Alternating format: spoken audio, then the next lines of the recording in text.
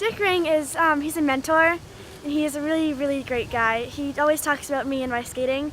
Dick Ring is certainly the ambassador of bike racing in the New England scene. I came to learn his story and how long he'd been there even before me as a speed skater and a bike racer and, you know, as a friend of someone like Art Longsjo. And he's done so much for the sport, bringing up young kids, announcing in the area. And he taught my dad how to bike, and now he's helping my dad teach me how to bike and get better. And he's just like a great person. He's a mentor.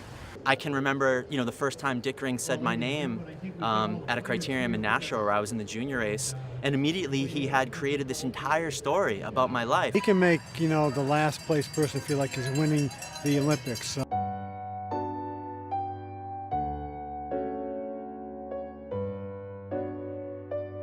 When I was 6 years old, we moved down from Pittsfield due to the fact there was no work, and my dad was a pipe fitter, and he was able to get work because they were gearing up for the war, and he moved us to Brighton, which was a dynamite location.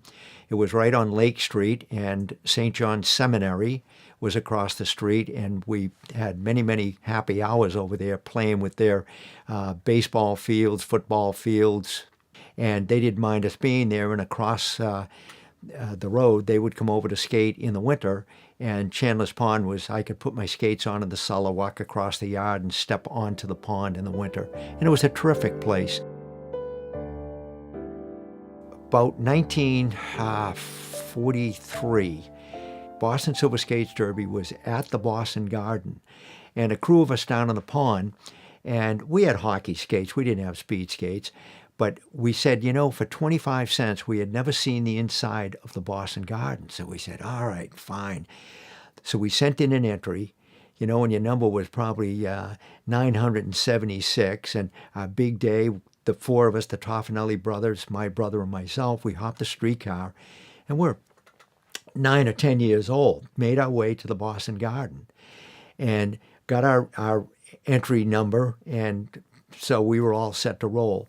And then all of a sudden you step out onto the ice for your heat, and you're looking at 16,000 people. You're saying, wow, this is a big deal.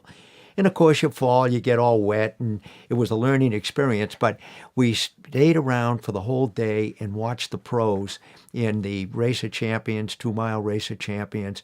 And you're sitting there watching these great skaters compete, and you're saying to yourself, oh, boy, someday, wouldn't it be terrific if you became that good?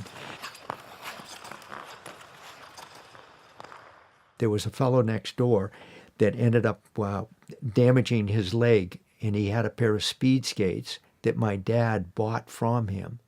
And of course, they were too big. You get socks stuffed up in the toes so you could make them fit or whatever and get some side of a fit. We get into the Silver Skates Derby again on the second year.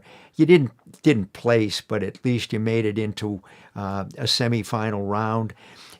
As far as getting picked up by the Olympic Speed Skating Club, it was a local club out of Boston, and I caddied during the summer, and I found that it was a great conditioner as far as speed skating was concerned, because it was a Commonwealth Country Club and very, very hilly terrain.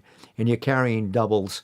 You get $1.25 for a round, and you're saving your money. And we saved enough to buy a pair of skates. We paid $27.50 for the pair of skates, but I was in my glory. Now I had a pair of skates that I could go in to an arena, be fairly competitive.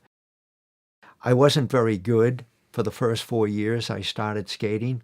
As a matter of fact, people said, you know, why do you keep at it? You know, that, you're never going to be any good. And I had my own train of thought that someday I was going to be good.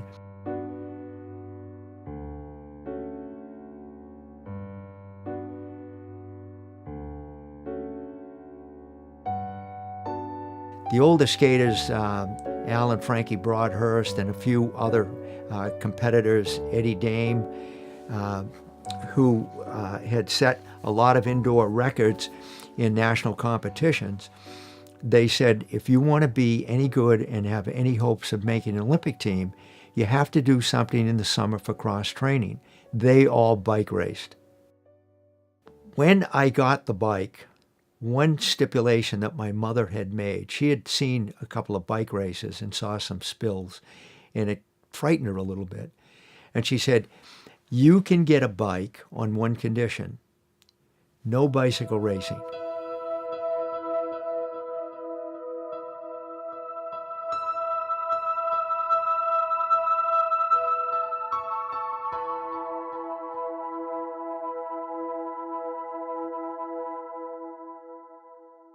So I was training pretty doggone hard this particular summer, and I got myself in pretty good shape. And the Broadhurst brothers said, if you get yourself out to Westboro Sunday morning, he said, we'll have a bike there. We'll set you up, get up there a little early.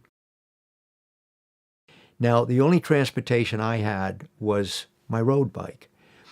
And I jumped on the road bike early in the morning. The first thing the night before, I said to my mom that I'm going to be gone for the day. I'm going to spend the day on the bike. And that's all I said. So I rode my road bike to Westboro, all the way out to the track. The Broadhurst brothers, they had set me up with the track bike and never had been on one. And when the smoke cleared at the end of the day, I ended up winning the New England Championships. I gave the bike back to the Broadhurst brothers in the parking lot, got my bike, got all my gear on my backpack, and off I went and rode home. It was 47 miles each way, out and back. I'm down in the cellar, hanging the bike on the hook, and I hear, okay, how did you do? Well, my father was a pretty good-sized guy, one of these 9-foot giants. He could have stuffed me in his hip pocket. And there was a silence. Dick, I asked you a question. So I turned around and I said, I ended up winning. He said, all right, what does that mean? I said, well, I'm going to get some expenses to go to Columbus, Ohio for the national championships if I want to make the trip. He said, all right, don't say anything to your mother. I'll take care of that. So I knew at least he was on my side. And my mother kind of calmed down and realized that it was a terrific sport, and she ended up going to a few races. So that's how I got underway as far as bike racing for a secondary sport for speed skating.